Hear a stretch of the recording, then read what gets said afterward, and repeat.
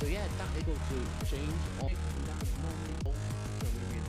now. As you can see, I've got to do remove them 10. So anyway, let's get it set.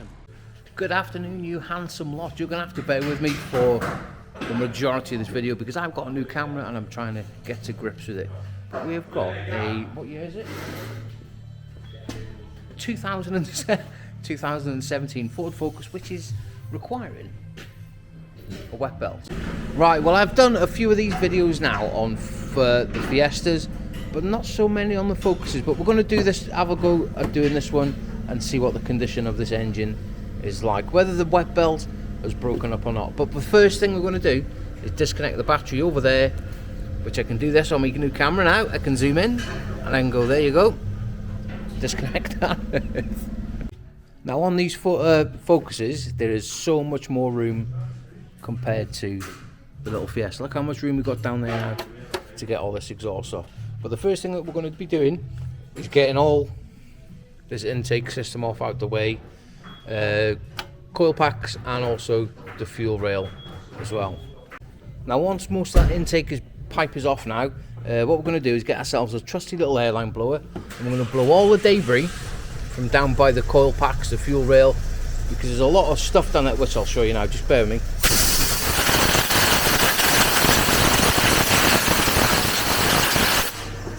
We don't want all that crap going down there when we remove stuff. Right, we have now got everything removed, the fuel rail, coil packs, and we've gone ahead and removed the rocker cover. Now to be honest with you, it doesn't look in bad condition. Now we need to move around to the downpipe itself. Now these bolts here can be a little bit of a nightmare, but when you take the heat shields off, put all the bolts, because there's so many of them, put them in with a heat shield that you're doing them. Now what we're going to be getting is a little bit of launch power loop plus. We're going to give these threads, the front and the back, a little bit of a squirteroonie, because these, when people go on about, oh, got glow plugs, they're awful, these are probably worse. 50-50 chance. Horrendous if they snap, because it can turn into a big job. Right, well, we have gone ahead now and we've removed all the 4 bolts out of the turbo manifold. Now before we take the vehicle up in the air, what we're going to do is remove all the intake just up at the side of the coolant tank here, intake pipe there, and also a throttle body and that one there just off the turbo, because that'll come off underneath. Right, let's get this vehicle up in the air. Right, well, we have now got the vehicle up in the air. We've removed the belly tray, which is there. Everything's in nice, neat little piles. It's going to help you when you're building stuff back up. Right, let's move around to this downpipe. Now, what I like to do, the bolts on the back side of it, the 215s, they can round off and you have a nightmare. I find it just as quick to put a couple of drills through it and then they just snap off. And then once that's in the vise, you can put 2 new nuts and bolts in it. Right, let's get it off. Right, now with that downpipe all drilled, it is now off and we can carry on and go ahead with removing the sun plug.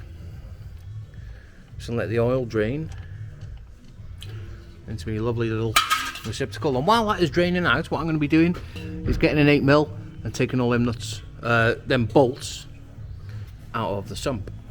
Right, now with all that oil drained into my lovely little receptacle and all them 8mm now pulled out of the sump, what I'm going to do is grab a little pry bar and we're going to get this sump off.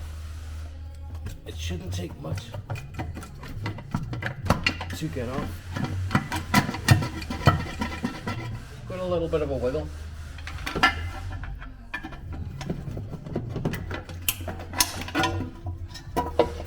Prise it off. There we go. That is one sump. Oh, if we can have a look now inside that gauze and see if it's nice and clean. And let me use my new zoom function. That is absolutely spotless. Right, well, I'm at a point now in this job where I started about 3:30 and it is now 4:45ish. So while I leave this oil drain into the lovely little receptacle overnight, I'm going to put my tools away and I'm going to go home and I will see you in the morning. Well, good morning people, we are back at it. Right, where did we leave off? We got the sump off, we've left the oil drain overnight. Now I've come in this morning and we need to come around the side of the engine now. There's a little tensioner that we need to move out of the way, and also an idler, and get that alternator off just to give us a little bit more room. You have to bear with me with this camera because I am still getting used to it. Right, well I have now moved the alternator, the tensioner and one thing and another. Now we're at a point now where we need to get this engine timed up. Now through experience, this inlet camshaft, it needs to be roughly about 2 o'clock. So what we're going to do is get on our 22mm on the crank down there, if you can see. We're going to spin the engine over. Can we get it pretty much by there? Ooh, we're not far off. You can tell I've done this before. Let's put it back on. There we go. That now is in place, but what we're going to do, because we need to lock the crank up first, we're just going to pull that off. And our crank should be now somewhere near. So let's get the car back up in the air and get the crank locked. Right, now let's get this long crank locked up. Now there is a little 10mm that you have to remove out the block by there, and then grab this timing pin, and that screws all the way in and it locks up against the crank webbing. Oh, let me swap my hands. And whenever you're doing these, make sure it's nice and tight to the block. Then we can grab our 22, whatever it should be, jump on the crank bolt now, and make sure that engine is timed up. Right, well we are now got everything locked up. We've put the timing tool in the back there. Make sure that tool there holds the flywheel. You've got to use that to undo this crank bolt. If you don't, you can end up in a lot of bother. Now everything for reference, anything that's going to help you, a little bit of marker pen on the flywheel to the bell housing, and also on the crank pulley to the timing cover. It just enables you to align that crankshaft pulley up at a later time, which I'm going to show you, which you have to do correctly, otherwise this vehicle will not start. Right, let's drop it back down and we're going to lock them camshafts. Now for those that are going to ask what timing tool that I'm using, is a laser timing tool kit, and it is a 6952. Look at that, I can focus in with my camera up close. Oh, I'm absolutely buzzing about this. Right, now these camshaft locking tools, or holding tools, whatever you want to call them, now they are marked up inlet and exhaust. Do not get them, you can't get them mixed up, it's impossible. You also get 2 bolts, which bolt them to the cylinder head, and make sure that every tool that you use, I cannot stress enough, they have to be tight, because you cannot afford anything to be slipping. Right, now everything is locked up and all your reference marks are put everywhere, get your 21mm out and a massive bar, biggest bar you've got, because these are very, very tight. You'll probably see it flex now. Let's get all this crank pulley now.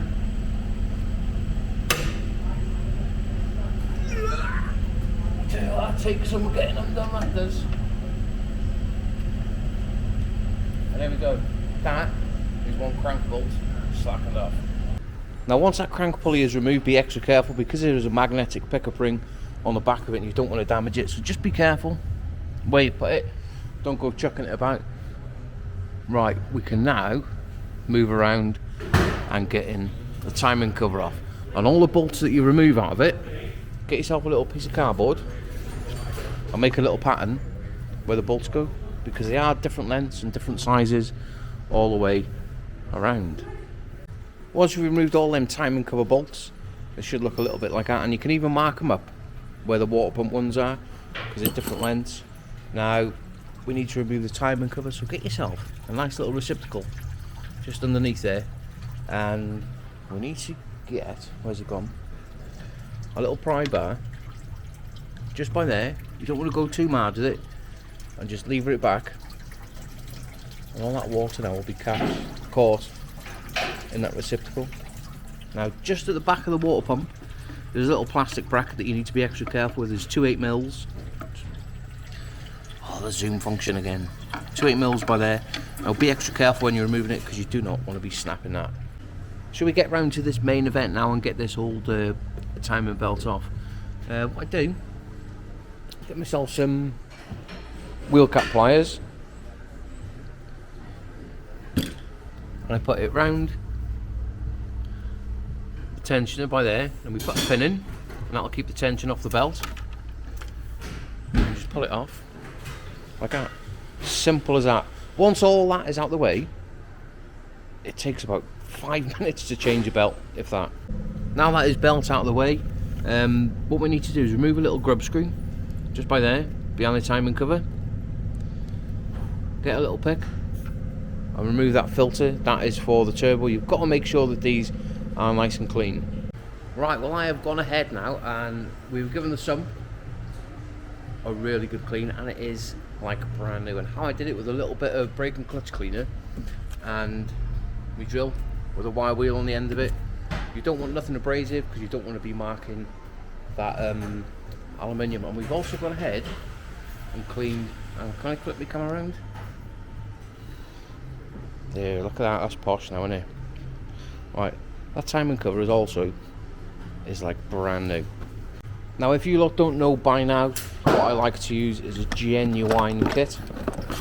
What we're going to put back on first is the tensioner, and this is the moment of truth that I've been waiting for. Does this little camera zoom on my tablet screen and focus in? Oh, of course it does. We need to get this tensioner now torqued up to 26 newton-meters. Oh, I'm impressed. I'm impressed. Well, I've gone ahead and I've put the new timing belt on. Now, what you need to do, make sure it's nice and taut and tight between the 2 pulleys there. Now, this slack on both sides, because the crank's free floating, as soon as you pull that pin now, this belt will sort itself out. Like pulling a grenade. There you go. That belt is now tensioned up correctly. Once we've finished everything there on the timing belt side of things, let's move back around to the timing cover and put the sealant on it. And what I'm going to be using is a BGA silicone sealant. And if you have a little look at the top, I've put a little V in it. And the simple reason why you put a V in it, it gives a nice bead of sealant. Beautiful. Now before we put it back on, what a lot of people make a mistake of is putting that on when it's wet. Don't. Put it on after, I don't know, leave it 3 or 4 minutes, get a little bit of a skin on it, and then chuck it back on. And with a tiny little bit of magic now, that timing cover is back on and the engine is now bolted back to the chassis.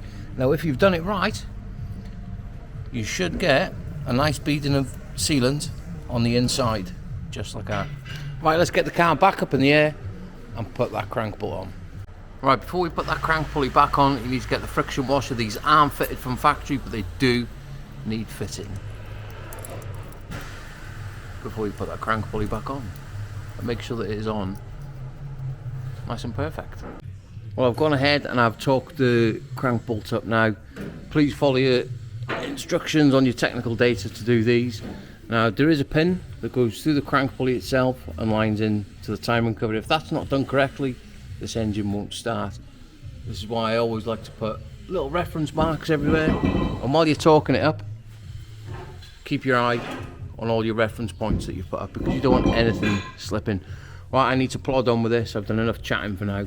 Remove this torque multiplier and then clean all this block up now, get the sump back on and get it all built back up.